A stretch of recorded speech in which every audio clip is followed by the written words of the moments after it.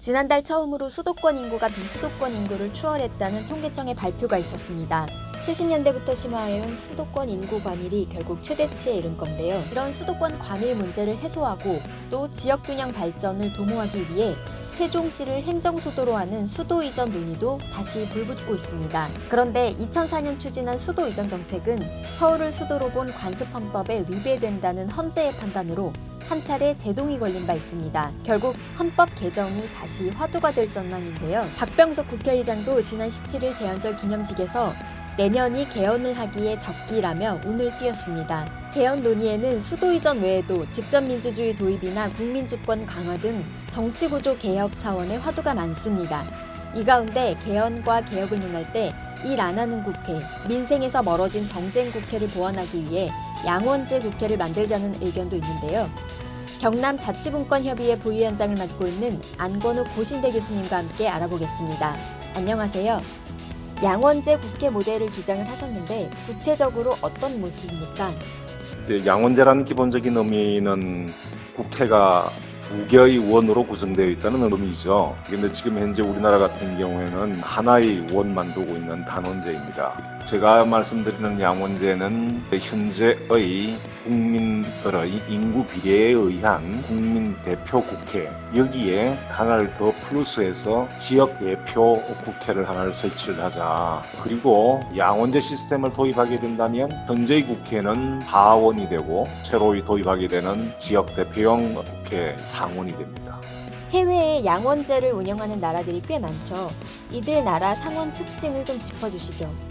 지금 현재 양원제를 여러 나라에서 실시를 하고 있죠. 대표적인 나라가 영국, 미국, 스위스도, 그다음에 독일도 양원제를 채택하고 있는 나라들이죠. 근데 이제 영국 같은 경우 원뿌리는 귀족으로 이렇게 형성되는 상원입니다. 미국 같은 경우에는 우리가 일반적으로 이야기를 하는 이제 지역 대표형 상원에 해당됩니다. 미국, 스위스 이걸 한 그룹으로 보고 독일을 또 다른 하나의 유형으로 분류를 했을 때에 미국 같은 경우에는 작은 주나 큰 주에 관계없이 모두 동일하게 대표들을 구성을 하게 됩니다.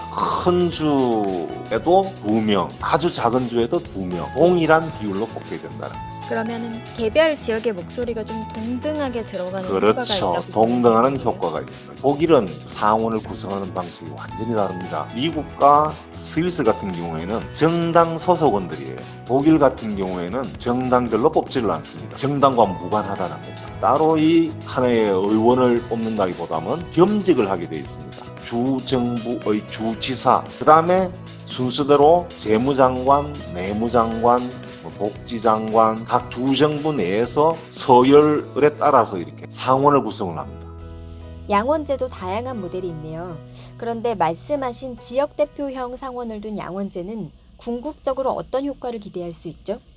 우리나라 같은 경우에도 지역의 문제에 관한 한 여야가 따로 없습니다. 예를 들면 세종시의 국회 분원 만드는 그 문제에 있어서는 여야의 국회의원의 구분이 잘 없어요. 대부분 지역 국회의원이기 때문에 설사 정당이 다르다 하더라도 지역의 문제가 발생을 하게 되면 지역 내의 이익을 최우선으로 대변을 할 수밖에 없는 상황, 즉 구조죠.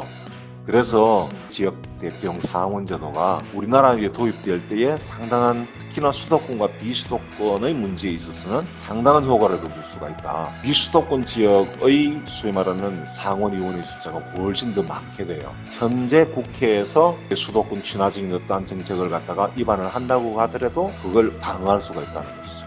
각 지역을 대표하는 상원 의원이 골고루 배치되면 그 지역 대표자는 소속 정당이나 여야를 떠나서 그 지역의 이익을 생각하고, 그렇기 때문에 지역 이익이 골고루 반영될 수 있다. 중앙의회 안에서도 인구에 비례해서만 국민대표를 뽑게 되면 사람이 많고 예산이 많은 지역에 유리한 정책이 나오기 쉽고 그 지역만 발전하게 되는데, 이렇게 하면 소홀한 지역 없이 정책 혜택이 돌아간다는 말씀 같아요. 그런데 이거 반대로 생각하면 지역 이기주의로 흐를 우려도 있는 것 같습니다. 한국은 또 지역 감정이라고 하는 오랜 사회적 정치적 갈등도 있잖아요. 지역 감정인지 지역의 유해인지, 그러니까 사실은 정치적 정서적인 면들을 따라서 이렇게 쭉 가다 보면 지역 감정이라는 이야기가 되는 거고, 지역 이해라고 보면 자기 지역을 보다 더 발전시키고 자기들 지역에 있는 사람들의 삶의 질 자체가 높아지고 이런 것들은 그건 나는 경쟁이라고 생각을 하거든요. 그 선거 배팅을 하는 과정 내에서 뭐 그 여당을 야당을 하는 이런 것들은 사실은 정치 정서적인 면들이 많이 마침이 되어 있어요. 그렇지만 서로 경쟁적 관계로 가는, 제 말하는 정서라기보다는 건전한 경쟁 관계이죠. 이제 그런 부분들은 나는 오히려 더 좋게 보고 있고, 지역 이기주의 문제를 해결하는 기관은 우리가 이미 갖고 있죠. 국민 대표형 현 국회, 나라 전체의 살림살이를 살아줘야 되는, 그러니까 각 지역 간의 어떠한 이해들을 서로 조정하는 그 같은 역할들을 사실 해줘야죠. 또 한 가지 우려는 전혀 다른 시스템이기 때문에 한국 정치에서 현실화하려면 몇 단계를 거쳐야 하지 않을까 싶기도 합니다. 모든 제도들이라는 게 이제 동전의 양면 것 같아서 장단점이라는 게 있을 수 있습니다. 새로운 제도를 갑자기 도입을 하게 되면 이게 사회적인 충격이나 정치적 충격이 있을 수가 있어요. 그러나 단점보다는 장점이 많다고 생각이 되면 적극적으로 도입을 할 필요가 있고, 또 여러 단계를 거치는 것보다는 한 번에 할 필요가 있다는 생각을 합니다. 왜 그러냐면은 이 제도라는 게 하나의 관성이 있습니다. 한 번 제도를 만드냐 그 제도 자체의 어떤 관성으로 인해서 굉장히 오랜 동안 지속이 됩니다. 그래서 제도를 도입할 때는 한 번에 꼭 도입을 해야 된다는 거고, 우리나라가 이미 양원제를 갖다가 해본 경험이 있습니다. 과거에 이제 참의원, 민의원, 물론 그 참의원과 민의원 제도는 5.16 군사 쿠데타에 의해서 이제 사라진 제도들이죠. 안 해본 경험들은 거의 없어요. 네, 군사 독재가 시작되고 민주주의가 후퇴하는 과정에서 양원제가 사라져버린 거네요. 결국 지역 대표형 상원을 둔 양원제 국회도 지역 균형 발전 그리고 견제와 분권이라는 대의와 관련이 있습니다. 좀 더 부연해 주시죠. 지금 현재 단원제 하에서는 입법의 품질 자체가 굉장히 떨어진다.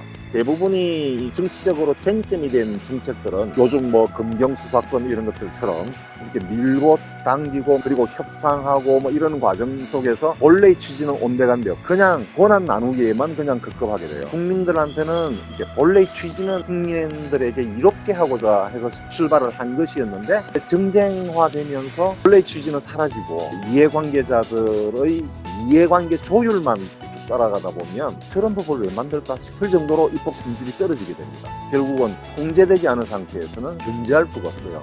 통제할 수 있는 수단은 결국은 상원이라고 말하는 지역에 의해서 통제가 될 때에 입법의 품질이 상상될 수가 있어요. 지역 대표용 상원 이야기를 하는 것이고 또 분권 이야기도 그렇게 하는 겁니다. 네, 경제와 분권에 기초한 지역 균형 발전 그리고 민생 입법을 위한 양원제 국회에 대해 모색해봤습니다. 지금까지 경남지방분권협의회 부위원장을 맡고 있는 안권욱 고신대 교수님과의 보이스톡이었습니다.